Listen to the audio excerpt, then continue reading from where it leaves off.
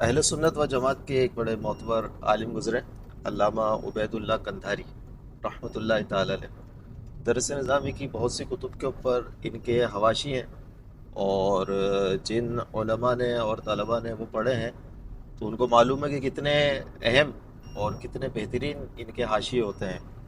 قطبی پر ان کا حاشیہ ہے، شرح عقائد پر ان کا حاشیہ ہے، اس کے علاوہ کافیہ پر ہے، تلخیص المفتاح پر ہے۔ درس نظامی کی بہت ساری کتب کے اوپر ان کے حواشی موجود ہیں۔ اچھا، ان کے بارے میں بعض لوگوں کو یہ غلط فہمی ہے کہ شاید یہ اہل سنت سے نہیں تھے، بلکہ شاید بد مذہبوں سے ان کا تعلق تھا۔ لیکن ان کی کتاب جو شرح عقائد پر ان کا حاشیہ ہے، اس میں انہوں نے اہل سنت و جماعت کے جو عقائد بیان کیے ہیں وہ سن کر ان کے عقیدہ بھی بندے کا واضح ہوتا ہے، اور ان کی گفتگو سن کر انسان کو ایک اطمینان بھی بڑا نصیب ہوتا ہے۔ میں چند ایک حوالے شرح عقائد نصفیہ کے حواشی سے آپ کو پیش کرتا ہوں۔ توسل کے بارے میں بیان کرتے ہوئے تحریر فرماتے ہیں: التوسل الی اللہ تعالی بالانبیاء علیہم السلام والاولیاء والصلحاء حق عند اہل السنت والجماعہ سواء كانوا احیاء وامواتا وردت في ذلك احادیث صحیحۃ واقوال السلف بل ادعى السبکی الاجماع علیہ وفی ذلك للعلماء رسائل مطبوعۃ ودلائل قویۃ۔ ارشاد فرماتے ہیں کہ اللہ تبارک و تعالی کی طرف توسل کرنا انبیاء کرام علیہ السلام کے ذریعے سے، اللہ تبارک و تعالی کی طرف کوئی وسیلہ تلاش کرنا انبیاء کے ذریعے سے، اولیاء کے ذریعے سے، نیک لوگوں کے ذریعے سے، یہ اہل سنت و جماعت کے نزدیک حق ہے،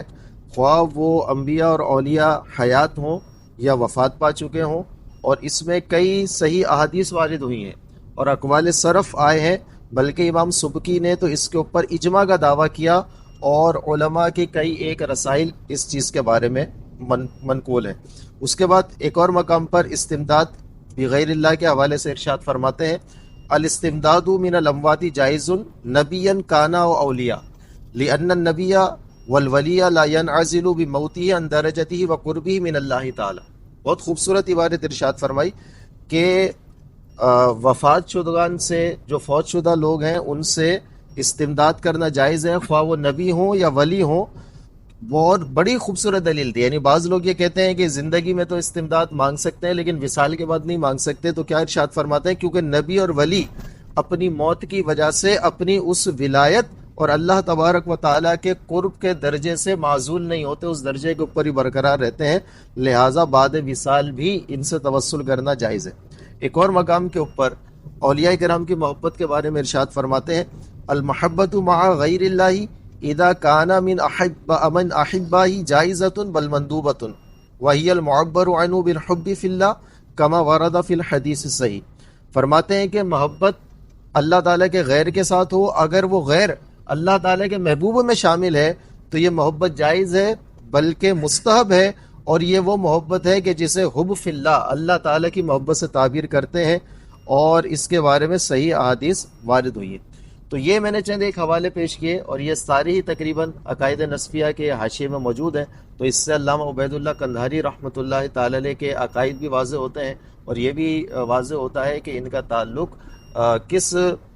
مکتب سے تھا اور کس ان کی آراء سے یہ حامل تھے۔ بہرحال میں ایک ترغیب بھی یہ دلاؤں گا کہ جو طلبہ ابھی درس نظامی میں انہوں نے داخلہ لیا ہوا ہے، تو اپنی کتب کے اندر جن جن کتب کے اوپر علامہ عبید اللہ قندھاری صاحب کا آپ کو حاشیہ ملے تو ان کے حواشی سے استفادہ کیجیے گا۔ انشاءاللہ آپ کو بہت دلچسپی اس کے اندر لگے گی، ان کے حواشی کے اندر بہت نافع آپ کو معلوم ہوں گے، اور اس سے بات سمجھنا اور سمجھانا بڑا آسان ہو جاتا ہے۔ اللہ تعالیٰ ہمیں عمل کی توفیق عطا فرمائے۔